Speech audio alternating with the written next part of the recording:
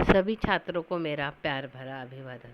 कक्षा 9वीं हिंदी लोक भारती से आज हम सेतु अभ्यास मतलब ब्रिज कोर्स में देखेंगे कि आओ पता करें। यह छात्र देखो, यह चित्र कैसा है। यह चित्र आपको कक्षा 9वीं में भी है। वह 9वीं में आपको राज्यशास्त्र में पर्यावरण के किताब पर है। लेकिन छात्र, यह आप लोगों को पेड़ लगाकर करे पर्यावरण की सुरक्षा, तभी होगी अपने जीवन की रक्षा। तो छात्रों, पर्यावरण में कौन कौन से घटक आते हैं वह हमें मालूम होना चाहिए कि पर्यावरण में जैसे पेड़ है, नदी, तालाब, जंगल, समुंदर, जो सब घटक है, जीवित अजीवित, यह सब घटक पर्यावरण में आते हैं। मानव और पर्यावरण का घनिष्ठ संबंध कैसे है? तो मानव को जीवन के विकास करने के लिए पूरी तरह से पर्यावरण पर निर्भर रहना पड़ता है। पर्यावरण के बिना मानव जीवित नहीं रह सकता। इसीलिए हमारा पर्यावरण से मतलब मानव का घनिष्ठ संबंध है। हमारा जीवन पर्यावरण पर किस प्रकार निर्भर है? तो हमारा जीवन पर्यावरण पर निर्भर है, मतलब पर्यावरण के अस्तित्व बिना मानव का रह पाना ही मुश्किल है।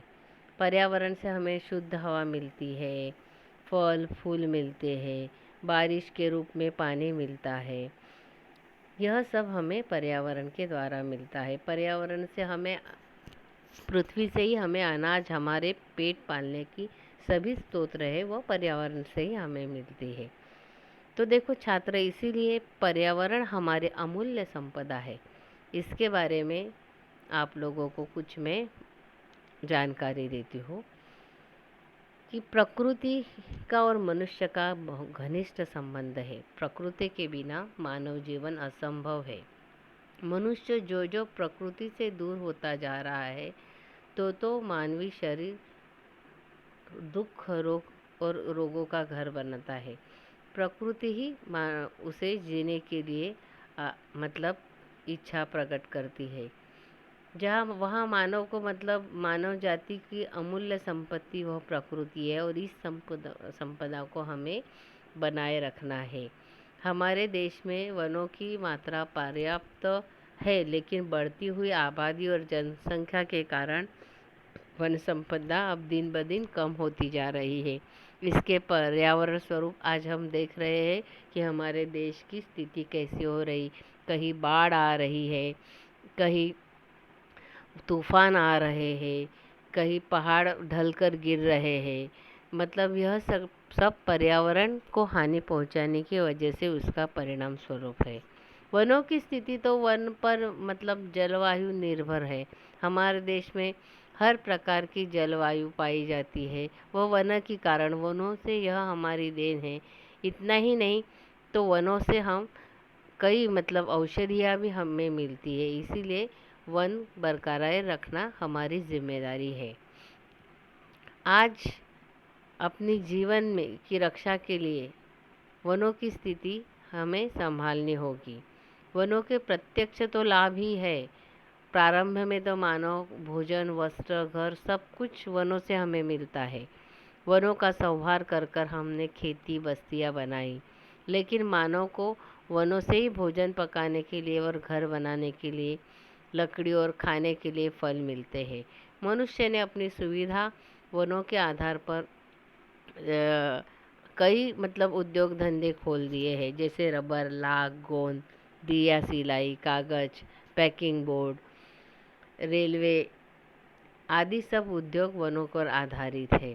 फर्नीचर के कारखाने से वनों पे ही चलते हैं। वनों के पेड़ मतलब वनों के पेड़ों को, मतलब हम लोग जब पेड़ काटते हैं तो हमारा बहुत ही नुकसान होता है। वनों के अप्रत्यक्ष भी लाभ है। वन प्राणी मात्रा और वन्य प्राणियों के भी सच्चे मित्र हैं। जब हम सांस लेते हैं तो वनों से ही आई हुई ऑक्सीजन वायु हमारे हृदय को चलाती है, मतलब हमें प्राणों को चलाती है। और हम जो उच्छ्वास से जो वायु बाहर छोड़ते हैं, कार्बन डाइऑक्साइड वायु, वह जंगल अपने लिए, मतलब पेड़ अपने लिए धारण कर लेती है। मतलब पेड़ जीवों की रक्षा के लिए ऑक्सीजन छोड़ती है और कार्बन डाइऑक्साइड को ग्रहण करती है, जो मानव के लिए हानिकारक है। मतलब पेड़ न होने से वायु की कार्बन डाइऑक्साइड वायु की मात्रा बढ़ती है और हमारे जीव मात्रा को खतरा पैदा हो सकते हैं। पेड़ हमें प्रदूषण से बचाते हैं। पेड़ वायुमंडल की आधुनिक सभ्यता के कारण प्रदूषण की मात्रा, अब पेड़ कम होते जा रहे हैं तो प्रदूषण की मात्रा बढ़ रही है और प्रदूषण के बढ़ने से कई रोग पैदा होते हैं। वायुमंडल दूषित होता है, हमें सांस की बीमारियों का सामना करना पड़ता है, इसीलिए पेड़ की रक्षा करनी चाहिए। देखो छात्रों, हमें अब देखना है कि संवाद एक दिया गया है आप लोगों को, लकड़हरा और वन, यह पाठ 8वीं कक्षा में था। वैसे ही एक संवाद दिया गया है, एक ग्रामीण और लकड़हरा है, तो वह संवाद मैं आपको पढ़कर सुनाती हूँ। लो भाई, इस बार तो यह लोहा ही हाथ लगा है। तुम्हारा यह उपकार मैं जीवन भर नहीं भूलूंगा। भगवान तुम्हें सुखी रखे। एक बात मेरी समझ में नहीं आई। वह क्या? मैंने तुम्हें पहले चांदी की कुल्हाड़ी दी, फिर सोने की दी, तुमने नहीं ली, ऐसा क्यों? दूसरों की चीज़ को अपना कहना ठीक नहीं है। मेहनत और ईमानदारी से मुझे जो भी मिलता है वही मेरा धन है। धन्य हो भाई, मैं तुम्हारी ईमानदारी से बहुत प्रसन्न हूँ, लेकिन एक शर्त पर। तुम हरे भरे पेड़ों को नहीं काटोगे, नहीं लालच में पड़कर ज़रूरत से अधिक सूखी लकड़ी काटोगे। इस पर आपको यह कृति दी गई है कि ग्रामीण के सहयोग से लकड़हरा की प्रतिक्रिया क्या है। तो तुम्हारा यह उपकार मैं जीवन भर नहीं भूलूंगा। और दूसरी प्रतिक्रिया, भगवान तुम्हें सुखी रखे। आके लकड़हरा इसे अपना असली धन मानता है, तो किसे? मेहनत और ईमानदारी से। देखो छात्रों, हमेशा जीवन में मेहनत और ईमानदारी के बिना कौन सा भी कार्य सफल होना असंभव है।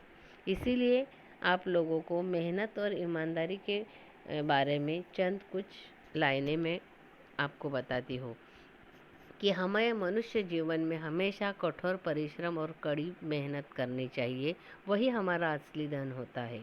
बिना परिश्रम या मेहनत से कौन सी भी सफलता पाना असंभव है। ज़िंदगी में कौन से भी ऊंचाई पर हमें जाना है तो मेहनत और सफलता, मतलब कड़ी मेहनत करना, कठोर परिश्रम करना, यह मतलब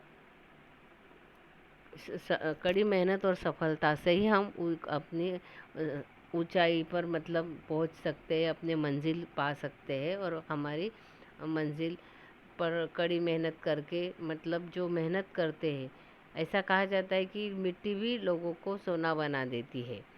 एक साधारण है कि जीवन में व्यक्ति को कुछ पाने के लिए कुछ खोना नहीं, कष्ट करना और सहने की ज़रूरत है।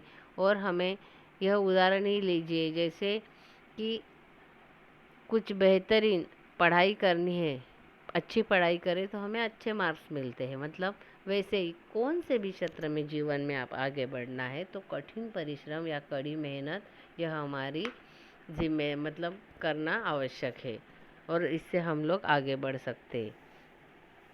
देखो छात्रों, लकड़हरा आपको आओ सृजन करे, इसमें आप लोगों को दिया गया है लकड़हरा, पेड़, लालच, मेहनत, धन, इन शब्दों की सहायता से कहानी लेखन करेंगे।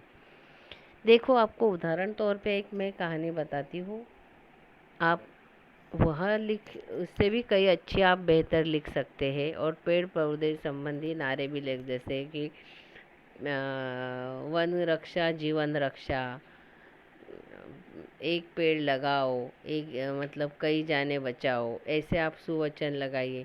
वृक्ष लगाइए, पर्यावरण बचाइए, ऐसे आप संदेश वाक्य देखिए बना सकते हो। यह एक लकड़हरा, पेड़, लालच, मेहनत और धन है। तो किसी एक गांव में गरीब लकड़हरा वन में जाता था और हमेशा लकड़ियाँ काट कर वो लेके आता था। और उसका एक नेम था कि वो जंगल की सूखी लकड़ियाँ ही लाता था। उससे वह पूरे दिन घूमने से उसको मतलब अपने दिन भर की दिन गुजारने के लिए गुजारा भी नहीं जा सकता, इतनी कम लकड़ियाँ मिलती थी। तो घर आकर उसकी मतलब पत्नी ने कहा कि तुम ऐसा क्यों नहीं करते, जंगल में तो कई हरे भरे पेड़ है, वह भी काट लाओ, वो लकड़ियाँ सूख कर हम लोग बेचेंगे, हमारा दिन अच्छा गुजर जाएगा। लकड़हारा के मन को यह बात नहीं रुचती, तो भी वह दूसरे दिन जाता है। उस दिन उसे बहुत कम सूखी लकड़ियाँ मिलती है, तो उसे एक आम के पेड़ पर कई मतलब बेलें चढ़ी हुई रहती है। वो कुल्हाड़ी लेकर उसके मन में आता है कि क्यों ना मैं यह पेड़ काट लूँ, तो मुझे बहुत कुछ मतलब लकड़ियाँ मिल सकती है। और उसके मन में यह विचार आया और उसके अंतरात्मा ने कहा, अरे पगले, तू क्या कर रहा है? यह हरी भरी लकड़ियाँ तो तूने आजन्म काटने की नहीं ठानी थी। और उसके अंतर की आवाज़ में कहती तो उसकी ध्यान उस पेड़ पे लदी हुई जो बेल है उस बेल पे जाती। वह बेल तो गिलोय की थी। उसके मन में विचार आता है, क्यों ना मैं गिलोय काटूं और गिलोय की बेल बेच दूं, तो मुझे पैसे मिलेंगे। और पेड़ पे देखता है तो पेड़ पे हरे भरे आम लदे हुए थे लदू से, तो वह पेड़ से आम निकालता है और घर जाता है और आम और वह बेल बाजार जाके बेचता है, तो उसे बहुत पैसे मिलते हैं। उसने मतलब और वह मतलब घर जाकर अपने बीबी को कहता है कि नहीं नहीं, मैंने हरे भरे पेड़ नहीं काटे, लेकिन भगवान ने मुझे यह ईमानदारी की सीख दी थी, इसीलिए मेरे अंतर आत्मा से मतलब भगवान ने ही आवाज़ देकर कहा कि इस पेड़ पर लदे हुए आम बेचो और यह जो गिलोय है वो गिलोय बेचो और गिलोय से तुम्हें पैसे मिलेंगे। और इसीलिए मैं कभी भी ऐसी मतलब गलत काम नहीं करूँगा।